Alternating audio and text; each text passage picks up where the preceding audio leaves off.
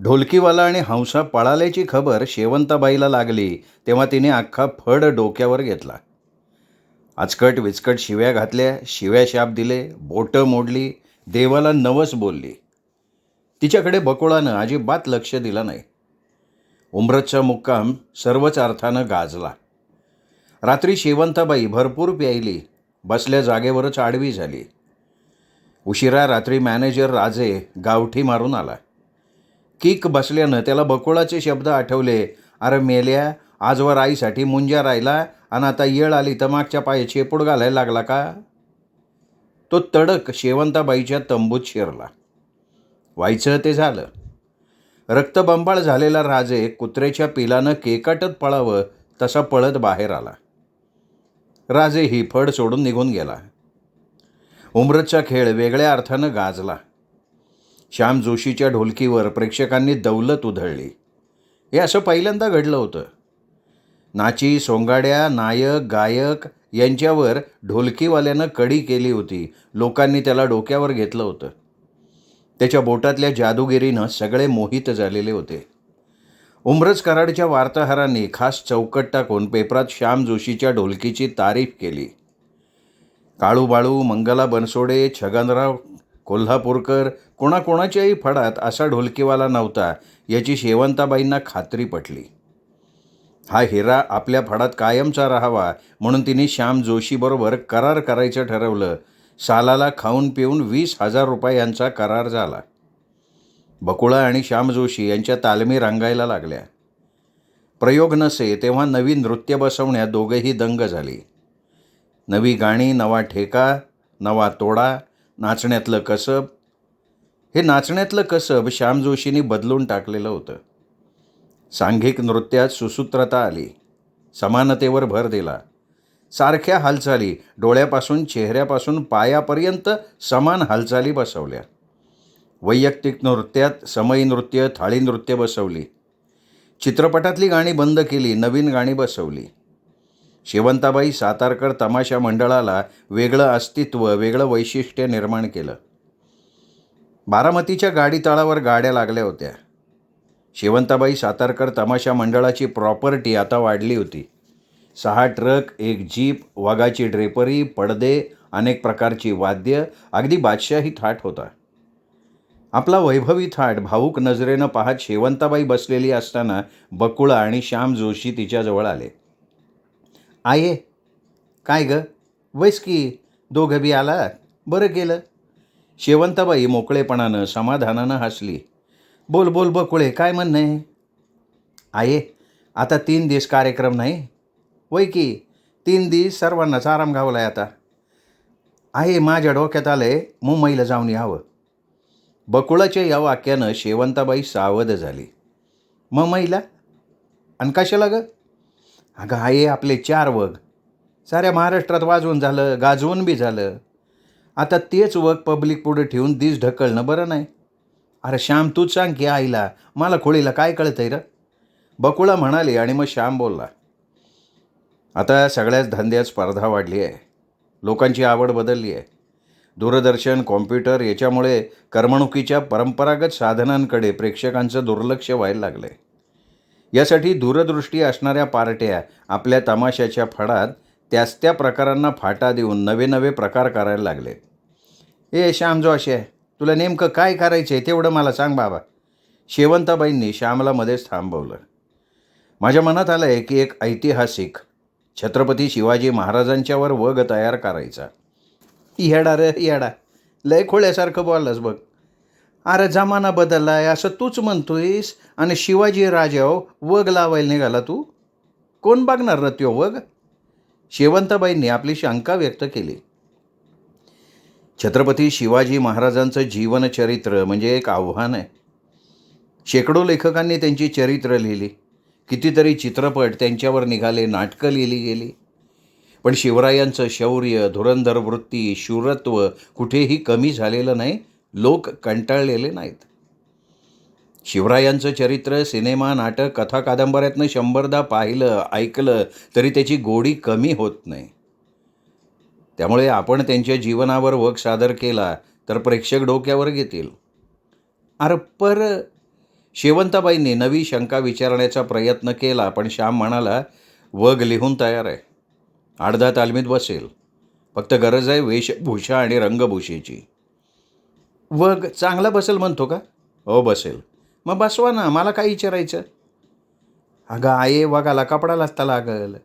Dress आणायचं म्हणजे खर्च आहे. येऊ दे की किती बी. हे बघ बकुळे, लोकांची दौलत आहे, लोकांवरच उधळायची. मागं पुढं बघू नका, लागल त्यो पैसा घ्या, मनासारखं करा. अगं म्हणूनच मुंबईला जायचं म्हणते. कापडं शिवाय टाकून येते की. अगं लबाडे, सारं ठरवून मग आईकडं दंडवत घालायचं नाटक करते वय. जावा जावा, दोघंही जावा, पण 2 दिवसात या परत. शेवंताबाईंनी परवानगी दिली. शेवंताबाईंचे यात 2 स्वार्थ होते. फडाची इब्रत मान टिकवून ठेवायचा होता, आणि दुसरा, श्याम जोशी आणि बकुळा दोघांना एक दुसऱ्यात गुंतवायचं होतं. बकुळेला कोणीतरी उचलून घेऊन जाण्यापेक्षा तमासगिराशीच तिचं लग्न झालं तर घराण्याची कला टिकून राहणार होती. श्याम जोशी देखणा होता, ब्राह्मण होता, वग लिहिणारा होता, वाद्य वाजवणारा होता. त्याच्यासारखा दुसरा गुणी पोरगा शोधून सापडणार नव्हता. बकुळा श्याम वारं पिल्या वासरासारखी उधळली.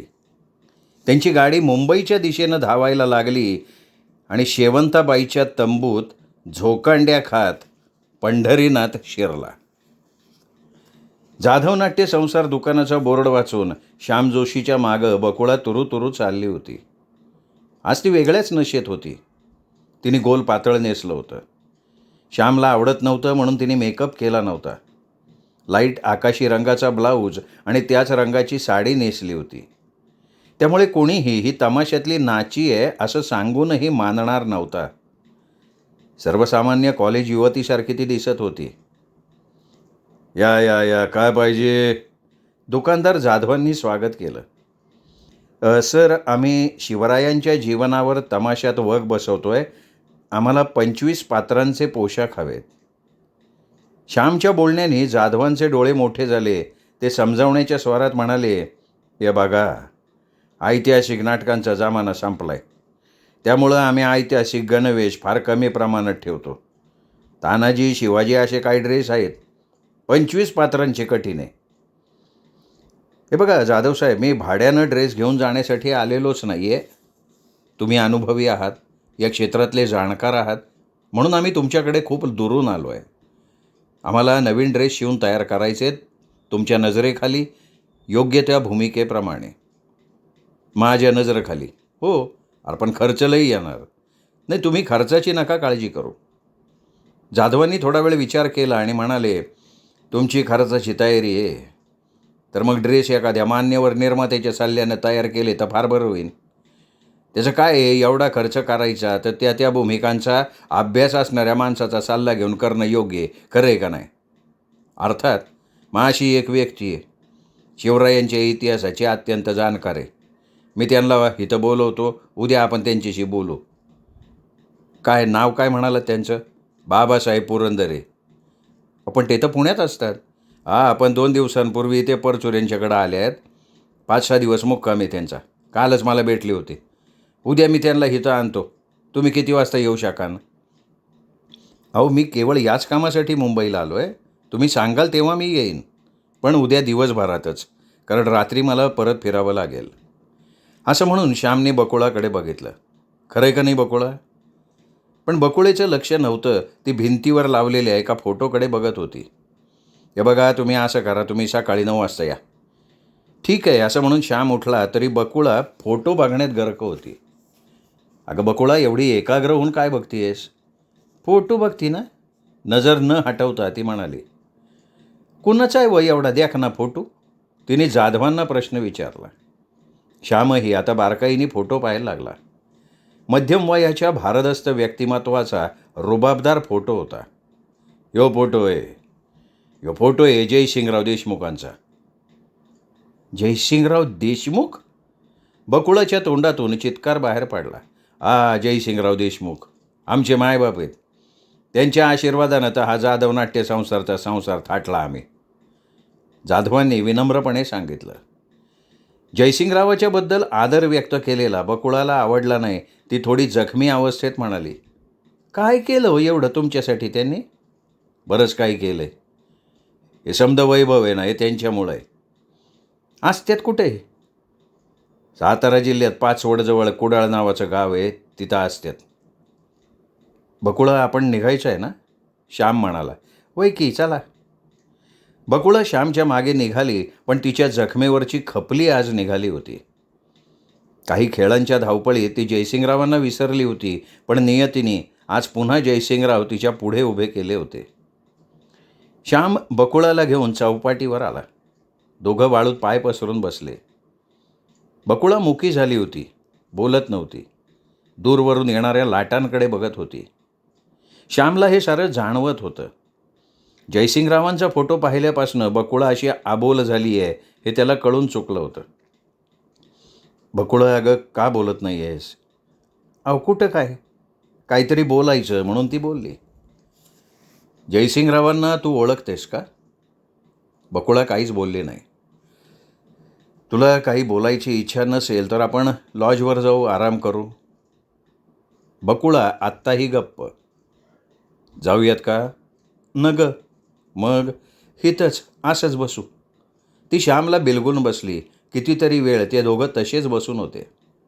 श्याम. हां बोल. मला लय भ्या वाटते. तिच्या डोळ्यापुढे फोटोवाले जयसिंगराव होते. कसलं? तुम्हाला सोडून तर जाणार नाही ना? बकुळाच्या डोळ्यात पाणी होतं. ती श्यामला अधिकच बिलगली. अगं तू आज असं का विचारतेस? श्यामने तिला जवळ घेतलं. तिच्या केसावरून हळुवारपणे हात फिरवत म्हणाला, बकुळा, मी तुला कधीच सोडून जाणार नाही. खरं? अगं शरीराला सोडून आत्मा वेगळा राहतो का? शपथ. शपथ. सुटली. बकुळा विश्वासानं अधिकच बिलगली. रात्री त्याच विश्वासानं आजवर जोपासलेलं सर्वस्व तिने श्यामवर उधळलं, सारं काही देऊन टाकलं. श्यामला पूर्ण समाधान मिळावं म्हणून त्यांनी जे जे मागितलं ते दिलं. लग्नापूर्वीच बकुळा श्यामची झाली. घुंगरं ढोलकीशी एकरूप झाली. सकाळी 9 वाजता दोघं जाधव नाट्य संसारमध्ये गेली. जाधवांनी त्यांचं स्वागत केलं. चहा मागवला. श्याम विविध नाटकातल्या फोटोंचे अल्बम बघण्यात गर्क होता, पण बकुळाची नजर मात्र भिंतीवरच्या फोटोवर होती. तुम्हाला एक विचारू का? ती भीतभीत म्हणाली. हा विचारा की. जाधव म्हणाले. तुमचं हे जयसिंगराव नेमकं आहेत तरी कोण? बकुळाने विषयालाच हात घातला. तुम्ही यांना कधी पाहिलं नाही का? अहो यांच्याविषयी कधी ऐकायला मिळालं नाही, पाहायचं कुठलं नशिबात. फार मोठा माणूस आहे, मनानं आणि श्रीमंतीने बी. तुमच्यावर बरीच मेहरबानी केली म्हणा की. ते मी नाही नाकारू शकत. जाधव विनम्रपणे बोलत होते. अहो मी भुईंचा, नाटकाचा छंदी. मेकअप करायचो, ड्रेस करायचो. जयसिंगरावाशी थोडाफार परिचय होता. अपराध नाटकाच्या मेकअप ड्रेससाठी कुडाळला जाणं झालं. जयसिंगराव म्हणले, जाधव दोघटी घेऊन किती दिवस फिरत राहणार गावोगावी? मुंबईला जा, दुकान टाका. तुम्ही कलाकार आहे, कलेच्या जोरावर पैसे कमवा. आणि त्यांनी मोजून 5 लाख दिले बिनव्याजी. अगो बाया, 5 लाख? बकुळाला आश्चर्य वाटलं. अहो त्यांच्या दृष्टीने 5 लाख म्हणजे काहीच नाही. देशमुख माणूस आहे, गडगंज संपत्ती आणि मनात श्रीमंती आहे. तेवढ्यात बाबासाहेब आले. बाबासाहेब शिवरायांचे भक्त. उभं आयुष्य त्यांनी शिवरायांच्या इतिहासाची माहिती मिळवण्यात, संकलित करण्यात घालवलेलं. शेवंताबाई सातारकर छत्रपती शिवरायांच्या जीवनावर वग सादर करणार हे ऐकून त्यांना मनस्वी आनंद झाला.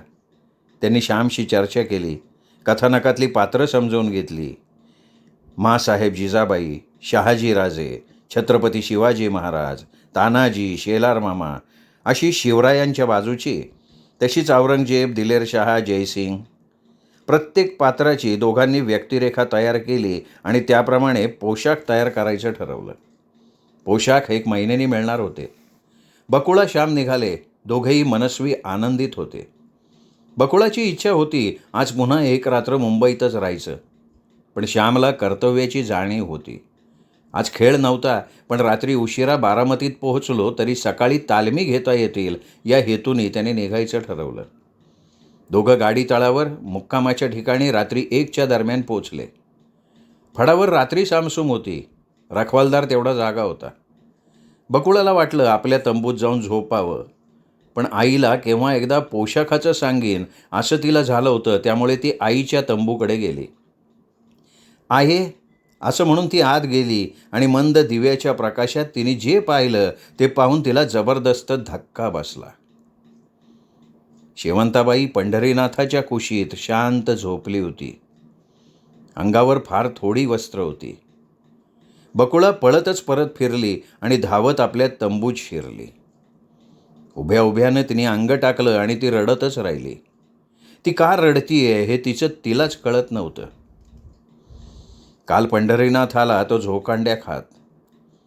तमाशातल्या पोरीशी लग्न करायचा हट्ट पंढरीनाथ सोडत नाही हे पाहून प्रतिष्ठित पांडुरंग तिरमारे यांनी पंढरीनाथच्या पाठीत लाथ घालून त्याला हाकलून दिला होता. बापानं ढकलला तसा पंढरीनाथ पहिल्यांदा मदिरेच्या आश्रयाला गेला आणि त्या मदिरेनी तोल सोडला तसा तो बकुळाच्या मागावर आला. बकुळा नाही असं बघून तो दारूच्या नशेत शेवंताबाईकडे गेला. शेवंताबाई तेव्हा पीतच बसली होती. मी पंढरीनाथ तिरमारे. ओळखलं की. बसा की. पंढरीनाथ बसला. का आला होता? खेळ ठरवाया का जत्रेचं आमंत्रण द्याया? शेवंताबाईंनी सवाल केला, पण पंढरीनाथ काही बोलला नाही. हा तमाशाचा फड आहे. हवा खायला आला नाही ना व. पंढरीनाथ आता धीर धरून म्हणाला, मी लगीन करायला आलोय. कोणाशी? बकुळाशी. काय माळाव पडली का ती? मन लगीन करायला आलोय. शेवंताबाईचा आवाज वाढला. माझं प्रेम आहे बकुळाव. मी तिच्या बिगर जगू नाही शकणार. पंढरीनाथाच्या डोळ्यात पाणी आलं होतं. हे बघा पाहुणं, आम्ही बोर्डाव नाचतो, डोळं मोडतो, आगळपगळ बोलतो. समोरची हजारो माणसं आमच्यावर प्रेम करतात. म्हण काय आम्ही सगळ्याशी लगीन नाही करत? असं नका म्हणू. मी पब्लिकमधला नाही त्या. माझं खरं खुरं प्रेम आहे. मी बकुळाला तसं सांगितलं बी. ती म्हणाली होती, मी तुमची आहे, तुम्ही मला आवडता. ती माझ्याशी लगीन करणार आहे. माझ्या माळ्यात कारभारीण म्हणून राबणार आहे. मी तिला माझी राणी बनवणार आहे, सोन्याने मडवणार आहे. पाहुणं, लगीन करायला चालय म्हणा की. वय मी लगीन करायला चालू आहे. बापाला विचारलं का? त्याचं नाव नका काढू. का व? तो पुढारी आहे ना. मान सन्मानाच्या शेपटामुळं मोठा झालाय त्यो. त्याला तमाशातली सून न गय. मग मी घर सोडून दिलं आणि मग इथं आला वे. वय लगीन करायला आलोय. किती पैका आणलेत? आहेत की 100-500. माझ्या बकुळाच्या पानाला तरी पुरतीन का ते? असं नका म्हणू. आम्ही दोघं कष्ट करू, 4 पैसे मिळवू. देवळामुळं बारदान टाकून भीक बी मागू? पंढरीनाथ गप्पच झाला. पाहुणं शानवाना घर गाठा. मी बापाचं तोंड नाही बघणार. मग हिरी तुडी मारा, पण हिथं थांबू नका. हिथं तुमचा उपयोग नाही. नाही असं म्हणू नका. मला हिथनं घालवू नका. पडेल ते काम मी करल, पण तुमच्या इथं ठेवा मला. शेवंताबाई बेरकी. तिने थोडा वेळ विचार केला आणि म्हणाली, पाहुणं एक गल्लाच घेणार का? आता तुम्ही म्हणताय तर. पंढरीनाथ पुढे झाला. शेवंताबाईने ग्लास भरून दिला. पाहुणं, आमच्या फाडाचा मॅनेजर पळून गेला आहे. तुम्ही मॅनेजरचं काम केलं तर? अहो काय बी सांगा. वजी उचलायला लावा, तुंतुनं वाजवायला लावा, पण आता घराकडं परत लावू नका. तुमच्या पाया पडतोय मी. शेवंताबाईंनी तोंडाला ग्लास लावला आणि पंढरीनाथला निरखून पाहत राहिली. पंढरीनाथ राजवेंडा, भरल्या हाडाचा, तर्णाबांडगडी. शेवंताबाईला काय होतंय ते कळत नव्हतं, पण 20 वर्षांनी पुन्हा तिला पालवी फुटली होती. शेवंताबाई पंढरीनाथच्या जवळ सरल्या. हात हातात घेतला. पंढरीनाथ, मी कशी दिसती? पंढरीनाथ गोंधळला. मी बकुळासारखीच आहे की. माझ्यावर जीव लावत नाही वे. तारुण्य फार वाईट असतं. त्या दारूने आपला अंमल सुरू केला होता. पंढरीनाथाने शेवंताबाईला जवळ घेतलं. तिच्या उष्ण उच्छवासात आणि भरदार छातीच्या स्पर्शानं पंढरीनाथ बेभान झाला होता. बकुळाची तडफड वाढली होती. तिला झोप येत नव्हती. गेली 20 वर्ष शेवंताबाईंनी जपलं ते आज ती हरवून बसली होती. का? अतृप्त भावनांनी तिच्या संकल्पनांना सुरुंग लावला होता का? जयसिंगरावावरचा राग तिने काढला होता का? तिला तसं वागायचं होतं तर त्याला कोणी मज्जाव केला होता का? ऐन तारुण्य वाळवंटासारखं काढलं आणि आजच असं काय घडलं की त्यामुळे तिने एका तरुणाचा बळी घेतला? तिने एकाकी राहू नये म्हणून तिने मॅनेजर राजेबरोबर राहावं असं बकुळाही वाटत होतं. आणि असं असताना मग तिने पंढरीनाथला का जवळ केलं? तिच्या प्रश्नांची तिच्याकडेच उत्तरं नव्हती. ती बेचैन होती. आता तिला श्यामची आठवण झाली. ती उठली, त्याच्या तंबूत गेली. अनेक पुरुष अस्ताव्यस्त आडवे झालेले होते, त्यातच श्यामही होता. वाट काढत काढत ती त्याच्या जवळ गेली. तो गाढ झोपला होता. बकुळाने त्याला हलवून जागा केला. श्याम, जरा बाहेर ये की. दुसऱ्या कोणाला चाहूल लागू नये म्हणून ती दबक्या आवाजात म्हणाली. श्याम बाहेर आला. दोघे निशब्द दूर अंधारात जाऊन बसले. बकुळा, झोप येईना म्हणून आलीस का? हा ना, एवढंच बोलली. अगं पण असं करून कसं चालेल? फडात आपल्याविषयी चर्चा चालू होईल. मला झोपच येत नाही तर मी काय करू? माझ्या कुशीत झोपायचं आहे का कालच्यासारखं? चल झोप. त्यांनी तिला जवळ ओढली पण तिचं सर्वांग शांत होतं. श्याम, अरे आईच्या तंबूत मी नगते बघितलं. काय पाहिलं?